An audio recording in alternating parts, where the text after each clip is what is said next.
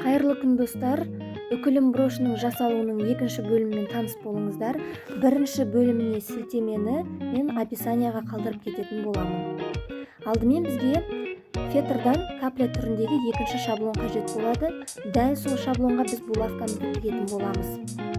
Булавканың өзінің арнайы тесіктері бар. Сол тесіктен инемізді өткізіп, бисерімізді іліп оған және қайтадан кері өткіземіз. Бұл тәсілмен сіздердің жіптеріңіз көрінбей, булавкаларыңыз әдемі орнықты тұрады.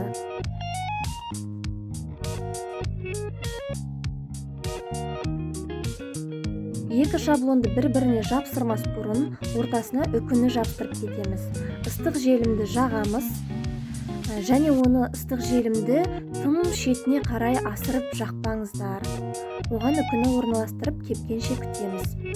Ыстық желімімізді видеода көрсетілгендей ортаңғы тұсына жағасыздар, шет жағына асырмаңыздар, өйткені инемен тіккен кезде сіздерде ыстық клей инеге кедергі келтіретін болады. Екеуін бұлай беттестіріп, тағы да кепкенше ұстап тұрамыз.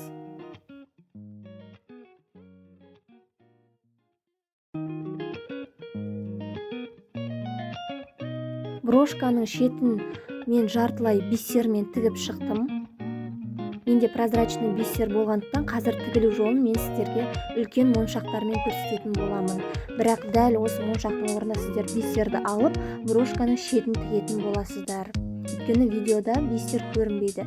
Міне мынау бізде беттескен екі фетр. Енді қазір біз оны моншақтармен шетін тігістерін көрсетпей жабамыз. Ол үшін инемізді сабақтап алып, екі фетрдің ортасынан инені өткіземіз. Өйткені иненің түйіншегі, жіптің түйіншегі бізге көрінбей тұруы қажет. Түйіншек екі фетрдің ортасында қалады. Бұған енді біз бір моншағымызды тізіп аламыз иненің басына. Мұқият қарап алыңыздар. Және дәл сол тұстан артқы жағынан фетрдің инені қайттан қадап тартамыз. Енді моншақтың тағы да артқы жағынан инемізді өткізіп тартатын боламыз. Тек моншақтан ғана. Бірінші рет біз фетрден өткізсек, екінші рет біз тек қана моншақтың ішінен жіпті өткіземіз. Екінші моншақпен тағы көрсетемін. Мен моншақты іліп аламыз. Бір моншақтың размеріндей орын қалдырамыз. Видеода көрініп тұр деп ойлаймын. Фетрдің артқы жағынан инемізді өткіздік.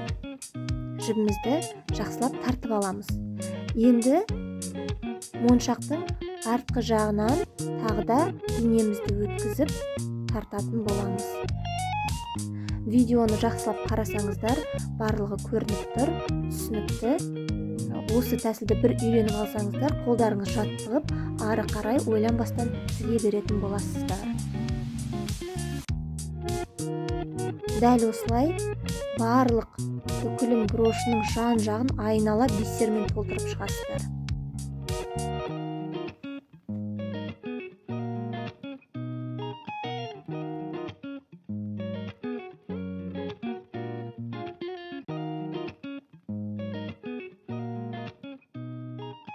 Міне бізде үкілім брошы дайын болды. Видео ұнаса лайк басып, пікірлеріңізді қалдырып кетіңіздер.